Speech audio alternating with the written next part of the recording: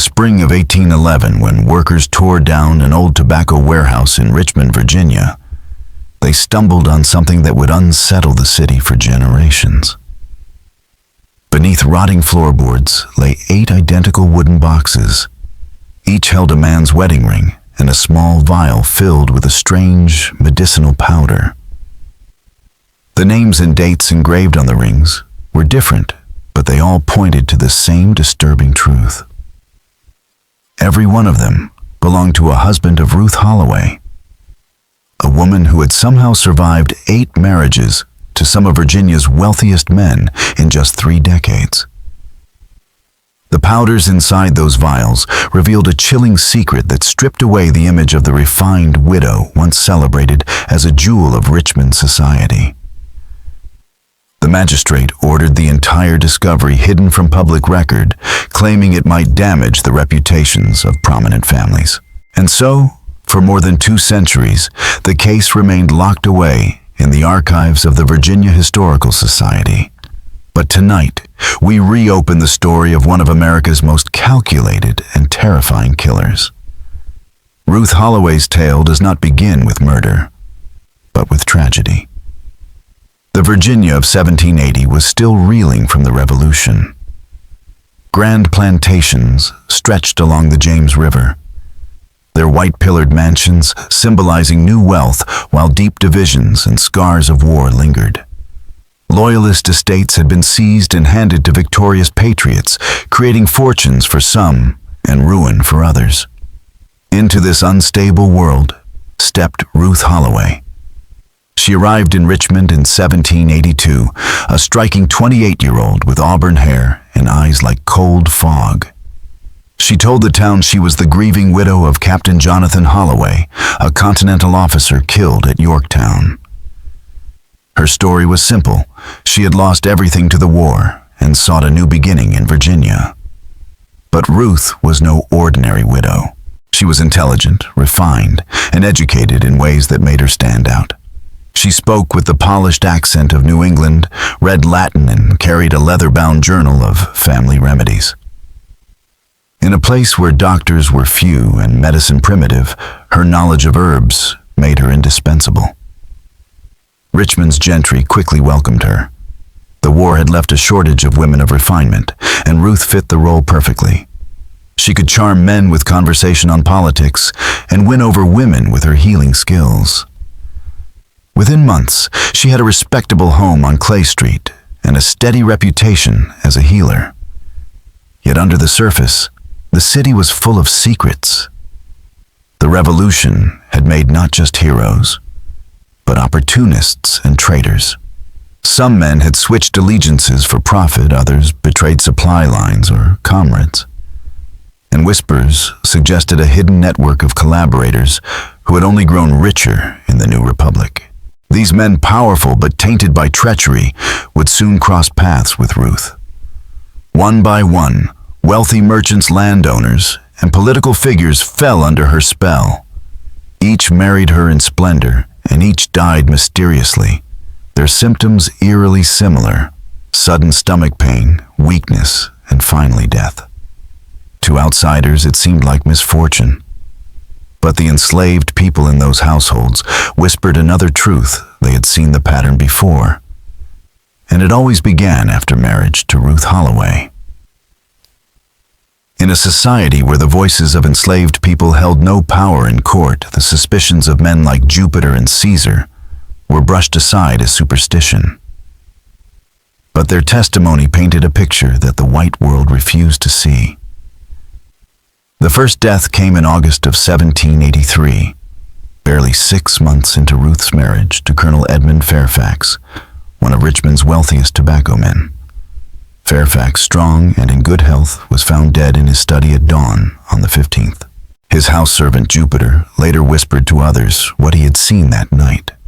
Around midnight, he heard unusual noises, moans, not the rustle of papers or the clink of brandy glasses. When he peered through the window, he saw Fairfax doubled over his desk, clutching his stomach, while Ruth hovered beside him, urging him to drink from a steaming cup she had prepared. "It will ease the pain," she told him gently, her voice soothing, but but edged with command. The colonel forced down the tea, but within minutes his agony worsened. Jupiter watched in horror as his master convulsed and collapsed forward onto the desk. Ruth stood motionless for a chilling moment, then calmly rinsed the cup in a basin of water she had set aside before beginning her desperate screams for help. By the time Dr. Harrison arrived, Ruth was the very picture of grief weeping over her husband's lifeless body. The doctor concluded Fairfax had died of gastric fever, a common enough diagnosis in Virginia, where spoiled food and bad water killed many. What Harrison never suspected was that Ruth's remedies came not from family tradition, but from darker sources. On her way to Virginia, she had stopped in Philadelphia and taken up with Dr. Marcus Wainwright, a disgraced physician expelled from practice after experimenting with toxic plant extracts that mimicked natural illness yet left no trace in the body. Ruth had studied his methods, refined them, and recorded her formulas in the leather journal she always carried. She had become an expert at dosing small amounts to heal, but with the right mixture to kill. Fairfax's funeral drew the city's elite, and Ruth played the grieving widow to perfection, swooning at the graveside and winning sympathy. His will left her a fortune in property, gold, and land. Yet within months, she was entertaining the courtship of Captain William Randolph, a celebrated shipping magnate. Those who murmured at her quick recovery were silenced with reminders that a widow needed protection. But Randolph, like Fairfax, was not chosen by chance. He too had ties to a secret group of men who had aided the British during the Revolution, his fortune built on shadowy wartime dealings. 8 months after their January 1784 wedding, Randolph fell suddenly ill with violent stomach pains and weakness. Dr. Harrison once again signed the death away as bilious fever. By then, Jupiter had been sold to another household, but word traveled quickly among the enslaved. Old Caesar, working in the Randolph home, reported what he had seen. His master falling ill after drinking Ruth's medicinal tea, her unsettling calm as his strength faded, and her refusal to summon another doctor. Unlike Jupiter, Caesar noticed something else, a small but telling detail that hinted at the true nature of Ruth's methods and would later prove vital in piecing together her deadly craft. While cleaning Captain Randolph's study in the days after his death, Caesar stumbled on something no one else had noticed. Behind a loose board in the wall, tucked away as though meant never to be found, was a tiny glass vial filled with a white powder that smelled faintly of almonds and bitter herbs. To Caesar it meant nothing, but when he later showed it to Jupiter at the Richmond market, the older man's face drained of color. In a hushed voice, Jupiter confessed he had seen the very same thing in Colonel Fairfax's home. After Fairfax's death, he had found a vial just like it in the kitchen, but when he showed it to the cook, she had forced him to throw it in the river and warned him never to speak of it again. From then on, the enslaved community began keeping their own careful records, passing information in whispers and coded messages. They noticed Ruth always insisted on preparing her husband's medicines herself. They saw her carrying keys to a locked chest of supplies no servant was ever allowed to touch. They observed her solitary walks into the forests around Richmond, returning with baskets of plants she guarded like treasure. To them, the pattern was unmistakable, but to the outside world, Ruth's reputation only grew stronger. Each loss brought her more sympathy and more wealth. By the time she married Judge Thomas Henley in June 1785, her place in Richmond society was unshakable. Their marriage was celebrated as one of the great social events of the season, and Henley, a respected delegate and legal mind, claimed Ruth had renewed his spirit after years of widowerhood. 7 months later, he collapsed at a dinner party in front of Richmond's most powerful families. That night, Ruth had served him a digestive tonic, explaining it was a family recipe passed down from her mother. Within an hour, Henley's color drained.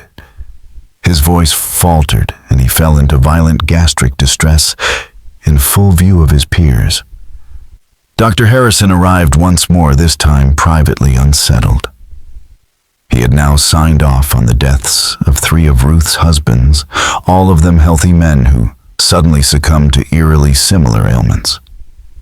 But suspicion was not evidence. Ruth had never been caught alone with her victims. In their final hours, her grief appeared genuine, and her social standing made any accusation dangerous. One by one, the husbands fell: George Carrington in 1787 of acute dyspepsia, Samuel Bradford in 1788 of nervous fever, and banker Edward Custis in 1789 of gastric apoplexy. Each death came with the same notes of tragedy and coincidence, each funeral performance more dramatic than the last, and each will leaving Ruth richer than before. Yet just as her confidence peaked, a shadow from her past appeared in Richmond: Dr. Marcus Waywright.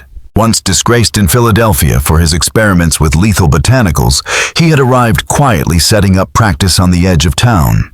Caesar, now serving a family near Waywright's house, noticed Ruth's frequent visits, always timed for dusk, always ending after dark. To others it looked harmless. To Waywright, it was opportunity. He had learned of Ruth's deadly talents and intended to profit. Their bargain was simple. He would supply new toxins and improved formulas, and in return she would share her inheritance gains. But Waywright overplayed his hand. His demands grew bolder, his greed sharper, and he pushed Ruth toward expansion, suggesting they carry their deadly partnership beyond Virginia. What he did not understand was that Ruth Holloway never shared power for long, and she had already begun to calculate how to rid herself of the only man who truly knew her secret. Ruth's partnership with Waywright was doomed from the start because he misunderstood the fire that drove her. This was never just about wealth or power. Each husband, each carefully staged death was part of a larger plan, a campaign of vengeance aimed at men whose treachery had cost her everything. What had begun with Colonel Fairfax was moving toward a final reckoning that threatened to upend the very foundations of Virginia's ruling class. 2 names remained on her list. The first was Dr. Harrison, the physician who had been the network's quiet contact in the medical community, trusted to disguise inconvenient illnesses. The second was Governor Edmund Randolph himself, a towering figure in state politics and the mastermind of the treasonous cabal that had sold out the Patriot cause. But in the autumn of 1790, Ruth's precision was challenged by an unexpected adversary. Captain Jonathan Hale arrived in Richmond, a former intelligence officer whose career had been built on uncovering wartime traitors. Publicly, he was there to manage disputes over seized Loyalist property. Privately, he was investigating a shadowy organization that had fed British forces with American secrets during the Revolution. His inquiries had already led him to a disturbing observation: too many suspected collaborators had died in suspiciously similar ways. What made Hale so dangerous was his ability to connect dots others overlooked.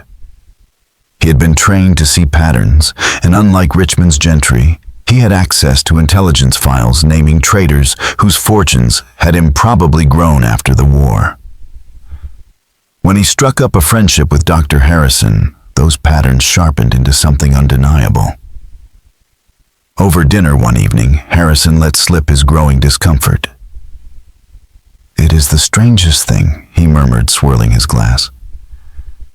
"Mrs. Holloway suffers loss after loss, yet she is the most attentive of wives.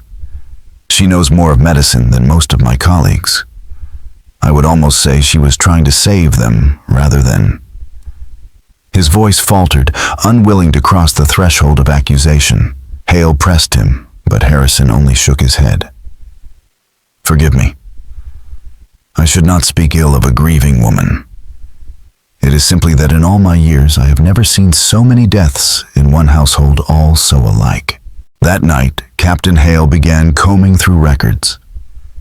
The first shock was discovering that Captain Jonathan Holloway, the gallant Continental officer Ruth claimed as her late husband, had never existed. No such name appeared in the muster rolls or casualty lists of Yorktown. Ruth Holloway's identity was a fabrication, her past a carefully woven lie. Even as Hale tightened his net, Ruth pressed forward. Her next target was Alexander Fitzhugh, the merchant prince of Virginia, a man whose betrayal had cut deepest of all. During the war, Fitzhugh had sold information on American supply routes to the British, enabling ambushes that slaughtered Patriot soldiers.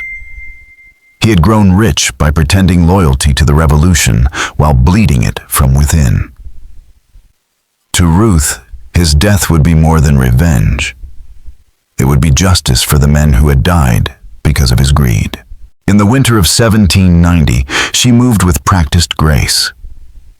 To Fitzhugh, she appeared as the perfect widow, vulnerable yet clever, a woman of refinement, whose knowledge of finance made her a companion worthy of his wealth. It was the same performance she had perfected. But this time the stakes were higher than ever, for while Ruth was setting her trap, Captain Hale was setting his.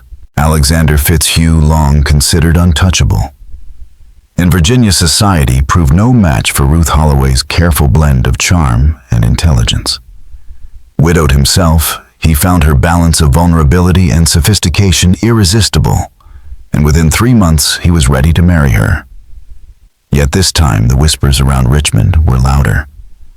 Captain Jonathan Hale, quietly sharing his suspicions, had planted seeds of doubt among the city's elite. When Fitzhugh proudly announced his engagement, men like Robert Carter urged caution. 7 husbands, 7 sudden deaths, Carter warned at the Richmond Club. At the very least, it deserves investigation. But Ruth's influence was stronger than rumor. Fitzhugh brushed aside his friend's warnings with a practiced defense. She had been cleared by doctors and magistrates alike, he reminded them, and to condemn her on the basis of gossip would be both unjust and ungentlemanly. He never realized Ruth had already uncovered his treason, thanks to papers stolen from Dr. Marcus Wainwright. Wainwright, in his greed, had traced the threads Ruth was quietly severing. He discovered that her victims were not random, but bound together in the covenant of prosperity, a secret society that had profited by feeding intelligence to the British in exchange for post-war fortunes. Armed with this revelation, he tried to tighten his hold over Ruth, threatening to expose her unless she shared more of her wealth. But Wainwright had misjudged the woman he thought he controlled. On a bitter February night in 1791, he was found lifeless in his home, an apparent victim of his own poisons. The magistrate called it suicide. Ruth, attending his funeral in black lace, betrayed nothing but solemnity. In truth, she felt a profound relief. With Wainwright gone, the last person who could connect her to exotic toxins had been silenced. Her mission was once again hers alone. On March 15, 1791, Ruth married Alexander Fitzhugh in a ceremony stripped of the grandeur of her earlier unions. Even Captain Hale stood among the guests, watching closely for cracks in her mask. There were none. Ruth radiated composure, her serenity so convincing that even those who doubted her found themselves unsettled by her poise. The marriage lasted barely 4 months. In July, Fitzhugh fell ill, his symptoms echoing the same terrible pattern: searing stomach pains, weakness, then total collapse. Dr. Harrison, summoned yet again, conducted his most exhaustive examination. Though he suspected poison, he could find nothing admissible as proof. Once more, Ruth emerged untouchable, her performance as widow reaching new heights of tragic brilliance. She fainted at the graveside, secluded herself for weeks, and won the sympathy of every household that mattered.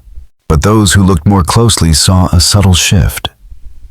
Ruth was no longer the fragile woman cloaked in helplessness.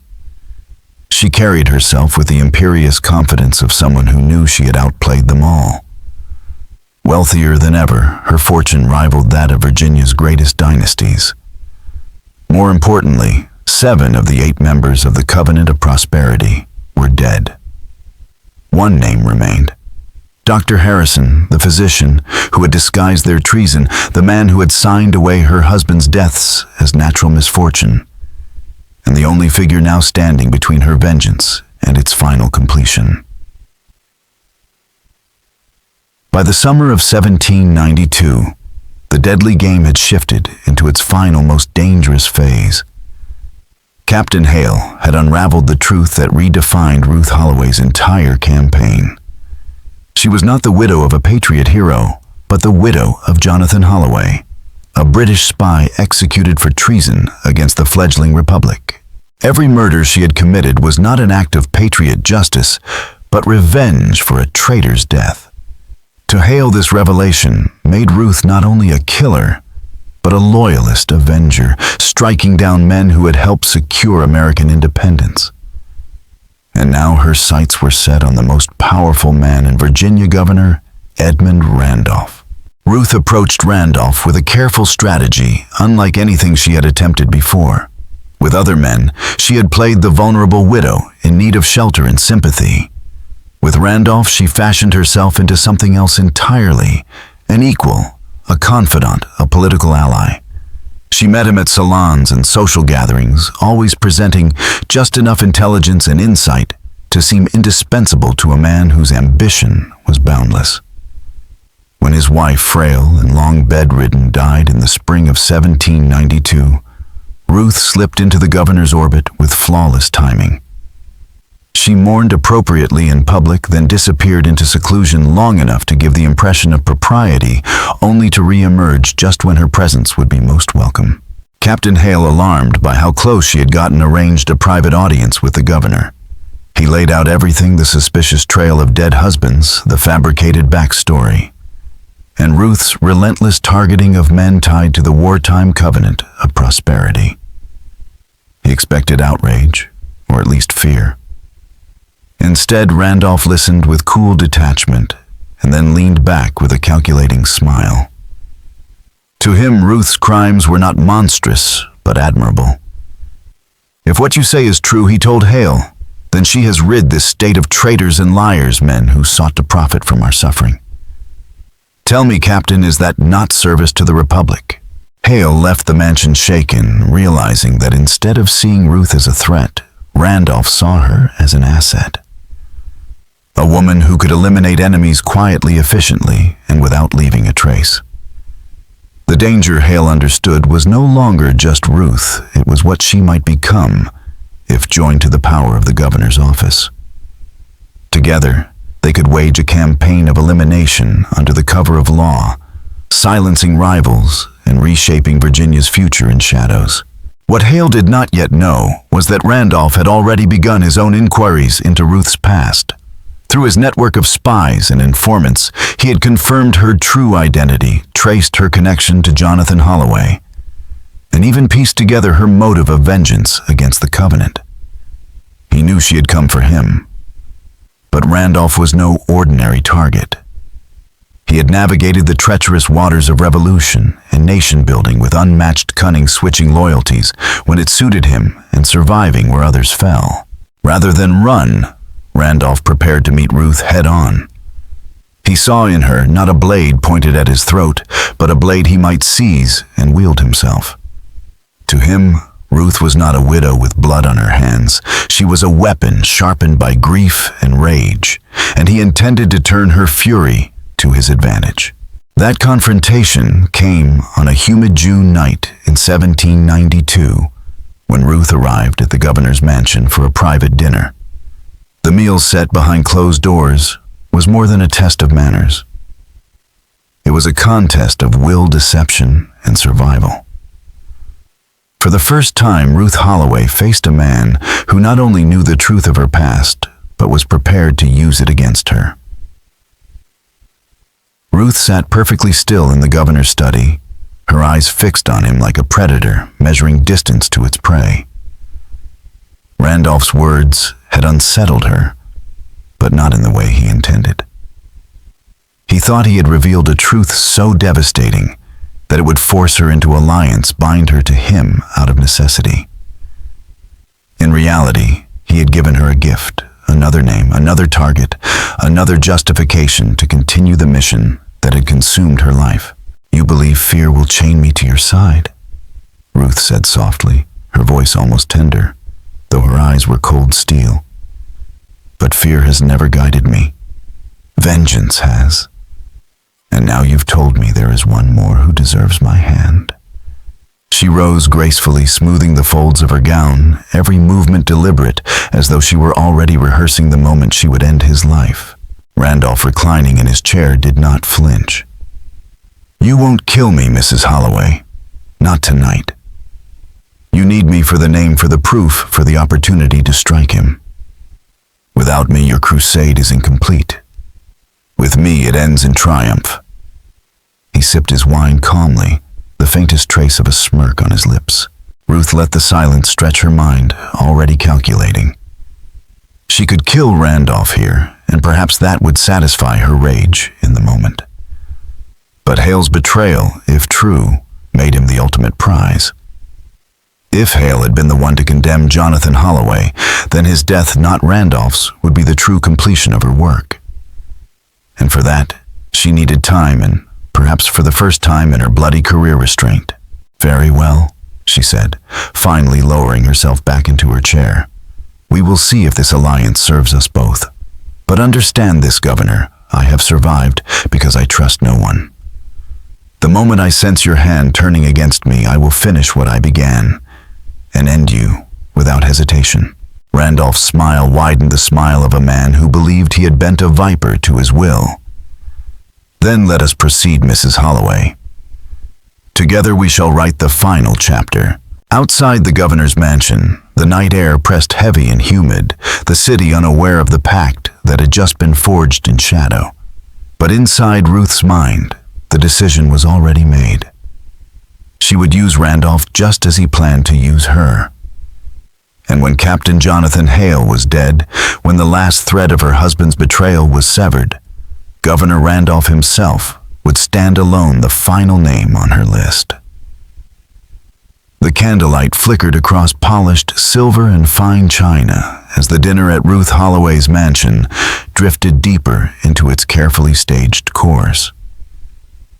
On the surface, it was the perfect picture of refinement, three of Virginia's most formidable figures breaking bread together. But beneath the civility, every gesture was weighted, every word a blade in disguise. Ruth believed she was orchestrating her masterpiece. Randolph believed he was about to expose her. And Captain Hale, nervous, alert, and increasingly uneasy, sat unknowingly marked for death. Ruth's hands were steady as she poured the imported French brandy into Randolph's glass, her tone smooth as silk. "Governor, a vintage worthy of your station. Imported at great expense, but what is wealth if not to be shared in good company?" She turned then to Hale, offering him a glass of wine whose rim had been dusted with her invisible deadly compound. She smiled as he accepted it, the expression of a gracious hostess, hiding the satisfaction of a predator already tightening its grip. But Randolph, unlike her previous victims, did not drink.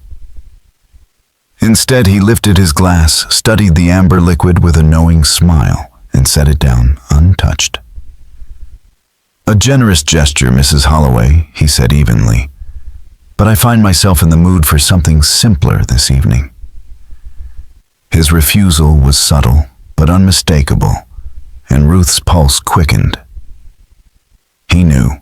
Hale, oblivious to the poisoned rim brushing his lips, tried again to shift the conversation.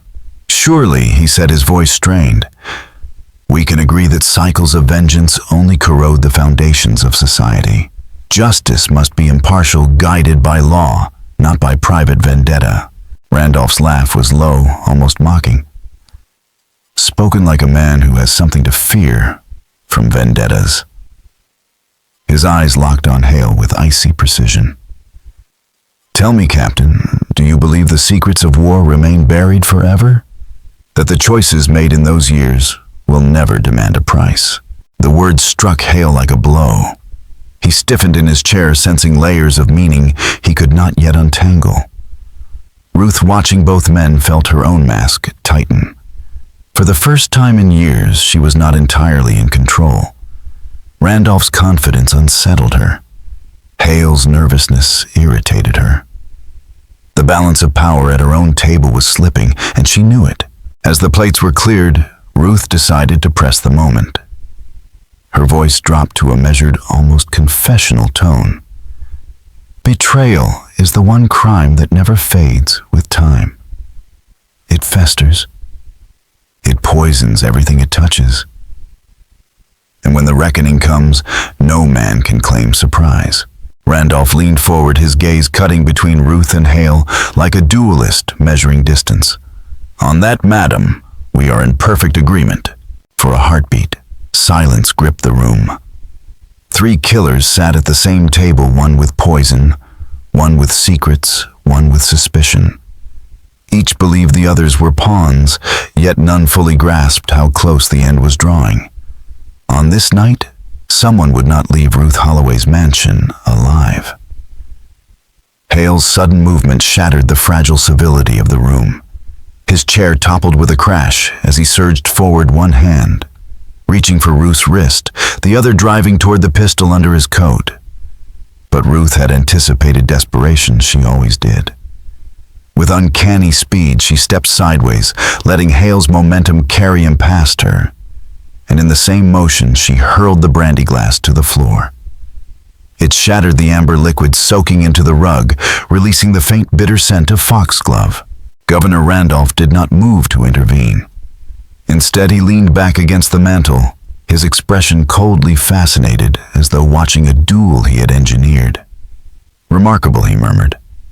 Even cornered, you both perform exactly as I predicted. Ruth's eyes never left Hale. From her reticule, she drew the small vial she had carried since Philadelphia, the one whose contents had ended more lives than any bullet. You betrayed him, she said, her voice low but sharp as a blade. You marked Jonathan Holloway for death and called it patriot duty. Now I will mark you. Hale's pistol cleared leather at last, the muzzle swinging toward her. But Ruth was already upon him, feinting left, then striking his gun arm with surprising strength for a woman of her frame. The shot went wide, blasting plaster from the library wall. The noise rang through the mansion like a funeral bell. Randolph, for the first time, looked uncertain. A pistol shot could draw attention, and though he had dismissed his servants for the evening, sound carried in Richmond's summer stillness. His hand inched toward the dagger concealed in his coat, a precaution he had always carried, even into a friendly dinner. Hale wrestled with Ruth, his military training granting him an edge in brute force. But Ruth fought with a precision born of years of calculated kills. She twisted his wrist until the pistol clattered to the floor. Then in one fluid motion, she uncorked the vial and tried to dash its contents against his mouth. Hale clamped his jaw shut. His face contorted with effort as he shoved her backward. The vial spilled across his uniform instead, the acrid scent of herbs filling the air.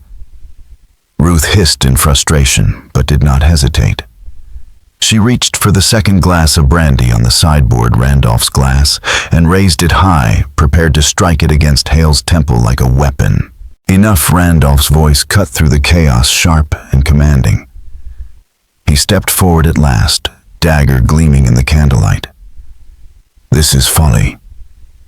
You will both bleed this night if you persist. Or... He let the word hang, the knife shifting easily in his grip. You may accept the truth. None of us can leave this room without the others.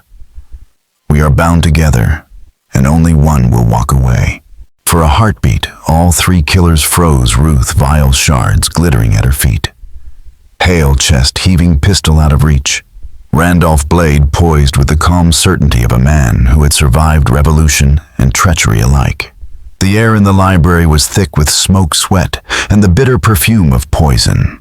The final act of Ruth Holloway's bloody saga was about to be decided not by stealth, but by open combat, 3 predators circling in the same cage.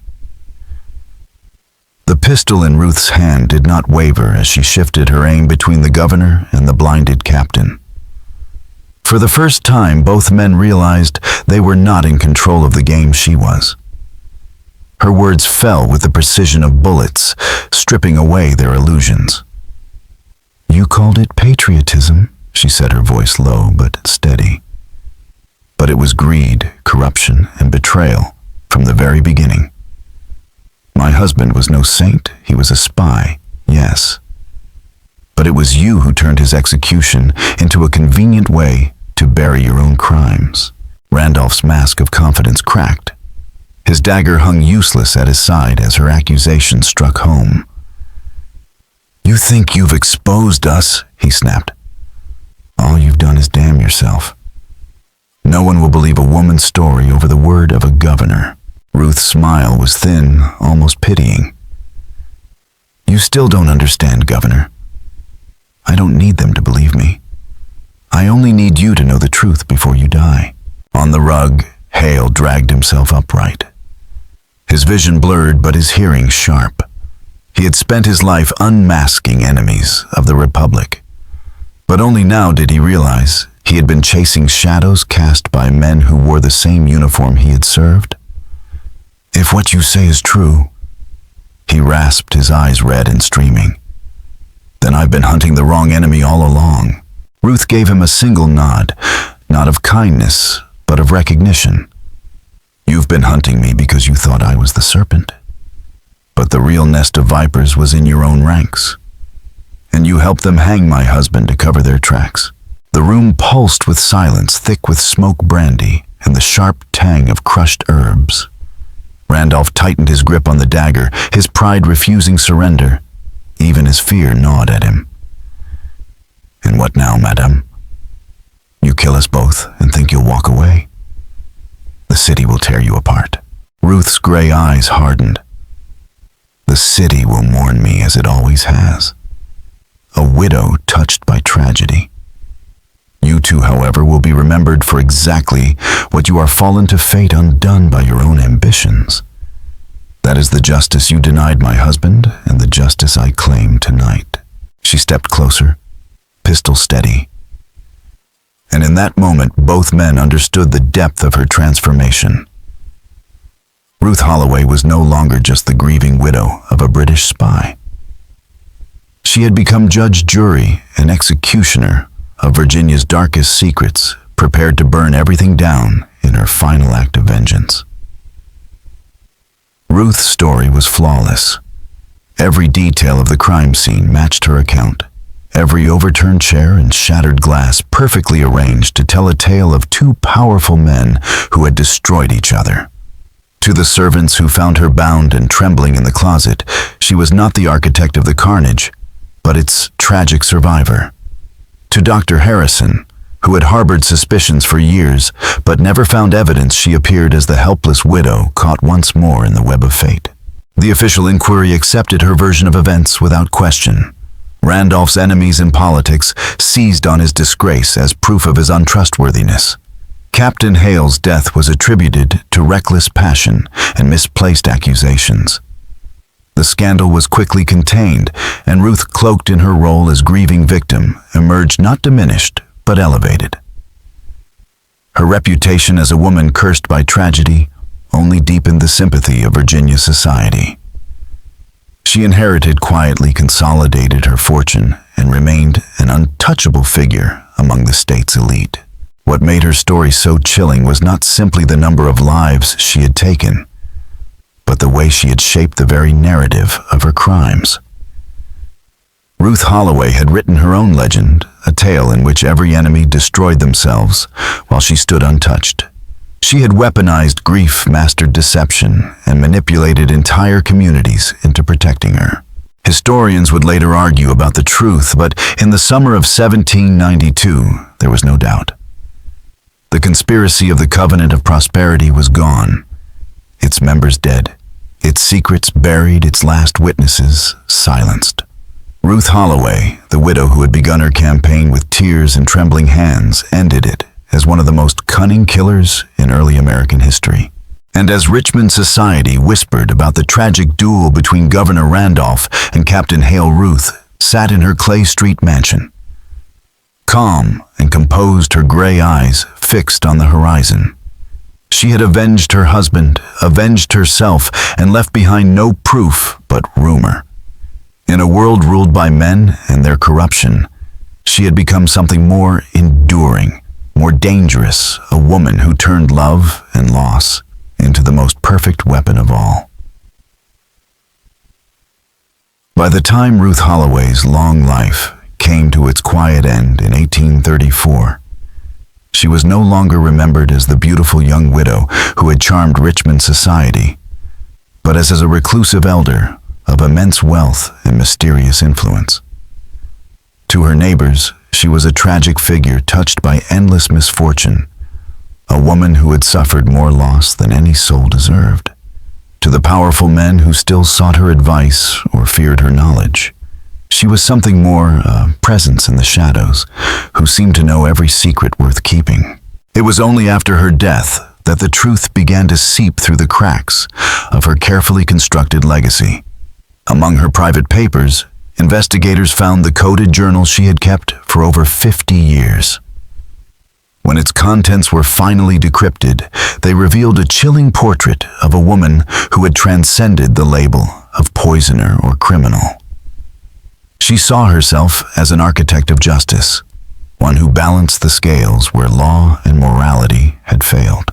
The journal confirmed that the 9 murders of the Covenant of Prosperity had been only the foundation of her work. In the decades that followed, she expanded her reach, selecting targets with precision, and never once leaving behind evidence that could tie her to their deaths.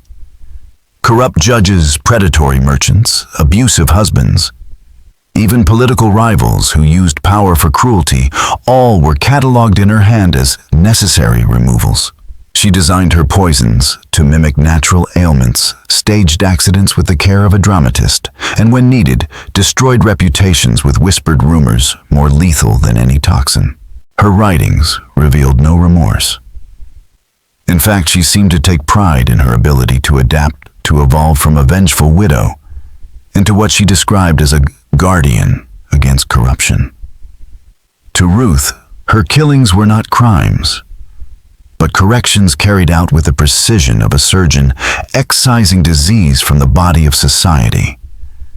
She believed she had given order to a world built on treachery, and she died convinced that history would one day see her not as a monster, but as a force of balance.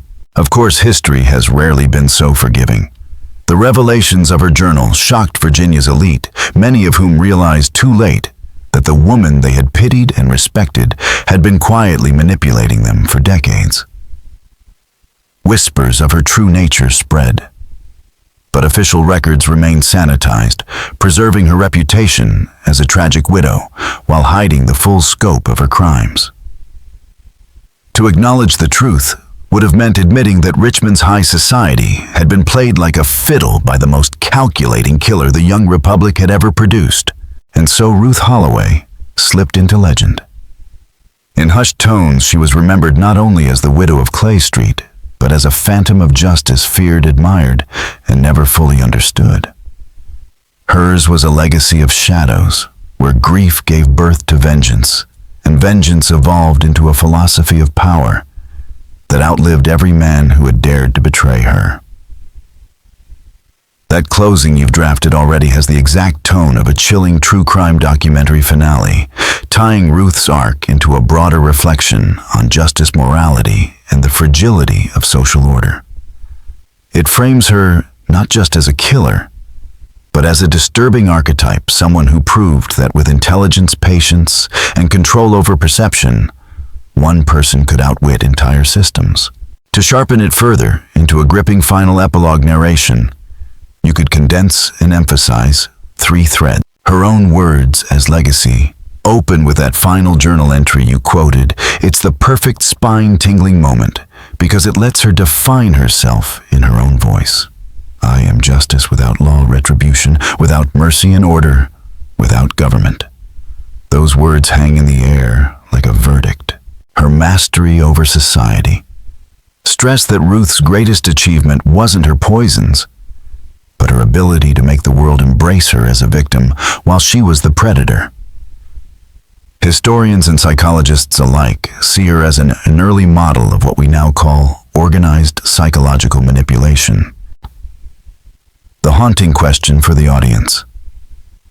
And with direct engagement, could someone like Ruth operate today? Would modern forensics and digital surveillance catch her? Or would she adapt and thrive just as she did 2 centuries ago? This both unsettles viewers and pulls them into the conversation. A polished final version might sound like this in narration. In the end, Ruth Holloway was more than a poisoner, more than a widow with a vendetta.